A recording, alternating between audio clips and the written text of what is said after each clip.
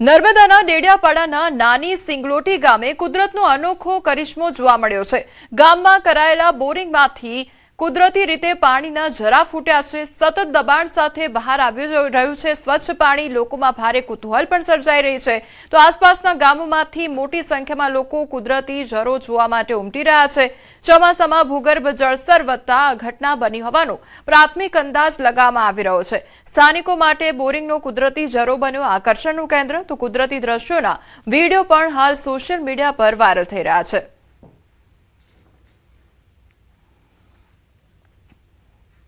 ભરૂચ જિલ્લાના આમોદ જંબુસર વચ્ચે વહેતી ઢાઢર નદીમાં ઉપરવાસમાંથી વરસાદી પાણીની સતત આવકને કારણે નદી બે કાંઠે વહેતી થઈ છે।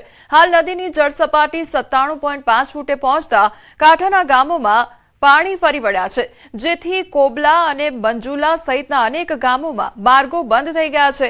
આ ઉપરાંત કોબલાથી વણસરા જતો માર્ગ પણ પાણીમાં ગરકાવ થતા અવરજવર સંપૂર્ણપણે બંધ થઈ ગઈ છે।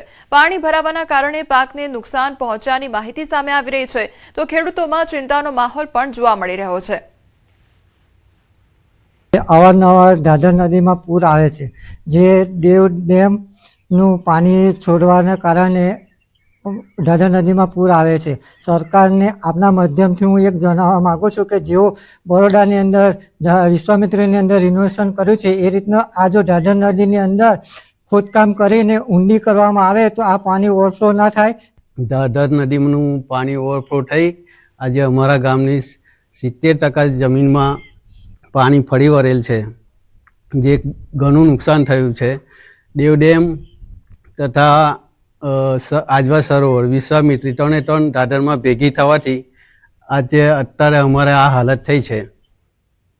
જમ્મુ કાશ્મીરના પહેલગામમાં વાદળ ફાટ્યું હોવાની ઘટના સામે આવી છે। તો બાટકોટ અવુરામાં વાદળ ફાટ્યું છે। વાદળ ફાટ્યા બાદ પૂર આવ્યું છે। તો વાદળ ફાટવાથી લંગનાઈ પુલને નુકસાન પણ સર્જાયું છે। એસડીઆરએફની ટીમ દ્વારા બચાવ કામગીરી શરૂ કરવામાં આવી છે।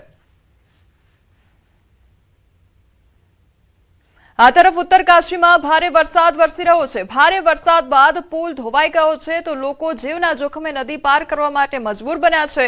મોરી બ્લોકના 4 ગામોનો સંપર્ક તૂટ્યો છે।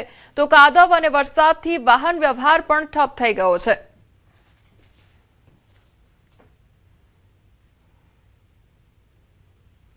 અરવલ્લી જિલ્લામાં વરસાદ જરૂરિયાત કરતા ઓછો પડતા ખેડૂતોમાં ચિંતા જોવા મળી રહી છે। દર વર્ષે અરવલ્લી જિલ્લામાં પડતા વરસાદથી ઓગસ્ટ માસ સુધીમાં 80 થી 95% વરસાદ વરસી જતો હોય છે, ત્યારે ચાલુ સિઝનમાં એ સ્થિતિ બદલાઈ છે અને માત્ર 40% વરસાદ પડતા જિલ્લાના લોકો ચિંતામાં મુકાઈ ગયા છે। ધનસુરામાં 10 ઇંચ, સાથંબામાં 18 ઇંચ, મોડાસા અને બાયડમાં 16 ઇંચ વરસાદ અને સૌથી ઓછો વરસાદ શામળાજી અને માલપુરમાં 9 ઇંચ નોંધાયો છે।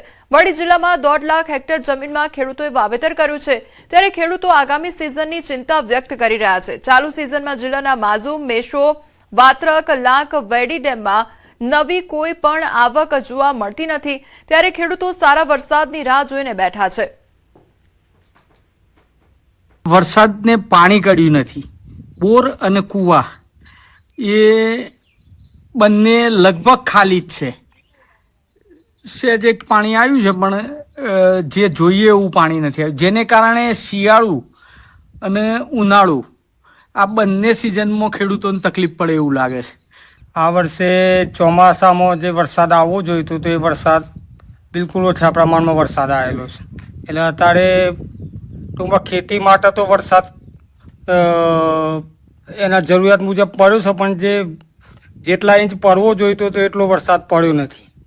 એટલે જે પાણીની જે શિયાળુનું નારું પાક લેવા માટે જે પાણીની જરૂર છે, એ પાણીનો સ્તર બિલકુલ શિયાળામાં તો પાણી ચાલે એવું લાગતું નથી પોઝિશન। અત્યારે ડેમ કે કૂવા તો ખાલી જ છે। બરાબર। દાહોદ જિલ્લામાં ખાતરના વિતરણને લઈને ખેડૂતોમાં ચિંતા વધી રહી છે। ખાતરનો જથ્થો પહોંચતો હોવા છતાં ખેડૂતોની સંખ્યા વધુ હોવાથી અનેક વિતરણ કેન્દ્રો પર લાંબી કતારો જોવા મળી રહી છે। કલાકો સુધી રાહ જોયા બાદ પણ ઘણા ખેડૂતોને ખાતર વગર પરત ફરવું પડે છે। વાવણીના મહત્વના સમયમાં સમયસર ખાતર ન મળવાથી પાકને નુકસાન થવાની ભીતિ ખેડૂતો વ્યક્ત કરી રહ્યા છે। બીજી તરફ દુકાન સંચાલકનું કહેવું છે કે અઠવાડિયામાં 3 દિવસ વિતરણ કરવામાં આવે છે, જેથી પૂરતો સ્ટોક ઉપલબ્ધ રહે અને ખેડૂતોને જરૂરિયાત મુજબ ખાતર મળી શકે। જો કે ખાનગી દુકાનો પર પણ જથ્થો છે, પરંતુ સંસ્થા દુકાન પર ખેડૂતોની કતાર વધુ વધુ જોવા મળે છે અને ખેડૂતો હવે પૂરતો જથ્થો અને સુવ્યવસ્થિત વિતરણની માંગ પણ કરી રહ્યા છે.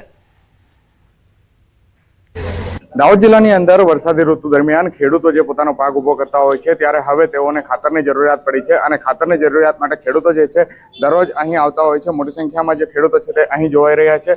લાંબી લાંબી લાઈનો લાગી રહી છે. વહેલી સવારથી જે ખેડૂતો આવી રહ્યા છે અને ખેડૂતો ખાતરની આશ લઈને આવતા હોય છે, પરંતુ કહેવાય છે કે દાહોદની અંદર જે ખાતર ઓછું હોવાના કારણે ખેડૂતોને પૂરતા પ્રમાણમાં ખાતર મળતું નથી. આપણી સાથે કેટલાક વ્યક્તિઓ પણ છે ખાતર લેવા આવેલા, તેમની સાથે વાત કરીશું.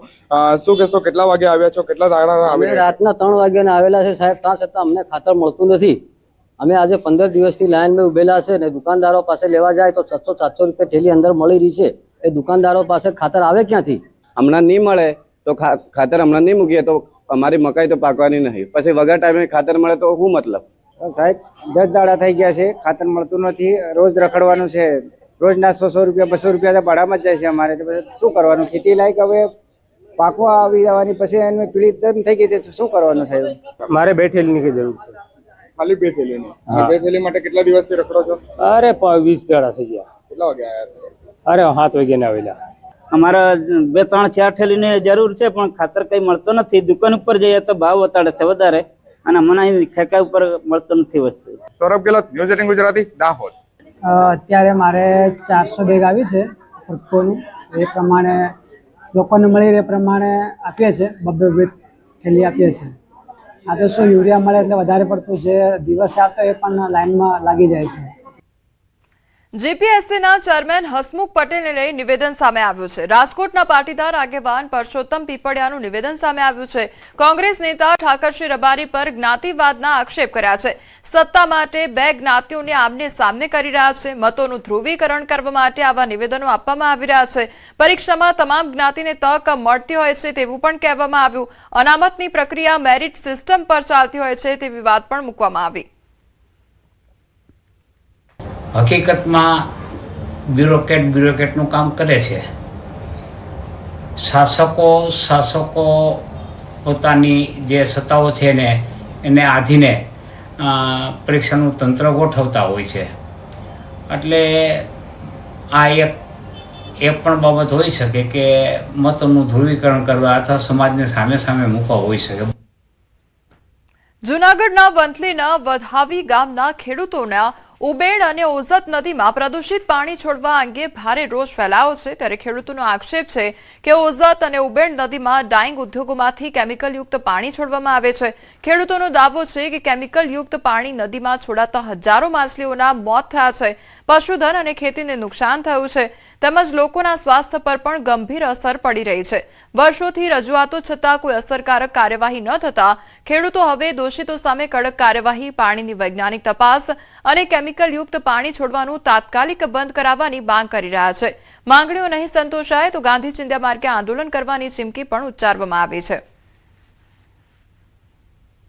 જેતપુર સાઈડથી જે કેમિકલ વાળું પાણી આવવાથી આ ઉબેડ નદીમાં લગભગ હજારો, લાખો અથવા તો કરોડો છે ને માછલીઓ મરી ગઈ છે. રજૂઆત અમારી એવી છે કે સરકારને અમે વારંવાર સંજયભાઈ કોરડિયાને અથવા તો જે તે લાગતા ઓળખતા ડિપાર્ટમેન્ટને અમે રજૂઆત કરેલી છે, પણ હજી સુધીમાં કોઈ ધ્યાન નથી દોર્યું. જેમ બને એમ ઝડપથી છે ને વહેલી તકે આનું નિરાકરણ લઈ આવે એવી હું આશા રાખું છું. એ ડેમનું પાણી અમને કોઈ લાયક નથી.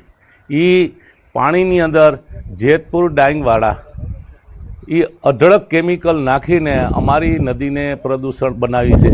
આજે આ પાણી પીવાથી અત્યારે પશુને નુકસાન છે. અટકાવવા માટે મારે સરકારને અપીલ છે કે આના યોગ્ય પગલાં લે અને સારા વિચાર આપે. અટાણે આ પાણી પ્રદૂષણ વાળું કોઈ ઉપયોગમાં આવતું નથી. પંખી પાણી પી શકતું નથી, ઢોર પાણી પી શકતું નથી. પાણીમાં નદીમાં ઉતરે તો માણસને કેન્સર થાય, ચામડીના રોગ થાય ને હજારો જીવને અસંખ્ય દુઃખ થાય છે. મેં 2-3 વખત ત્યાં સ્થળ ઉપર મુલાકાત લીધી અને પછી મેં ફરિયાદ સમિતિમાં મુદ્દો મૂક્યો. આનો ઉકેલ હું ત્યારે જેતપુર વાત કરી કે પોરબંદર કે પાણી જાય અને એ જ ઉકેલ છે. અમે એ પ્રોજેક્ટ તૈયાર કરાવી રાખ્યો. જેતપુર એના ઘાટ તોડાવી નાખ્યા. ત્યાં સુધીના પ્રયત્ન મેં કર્યા.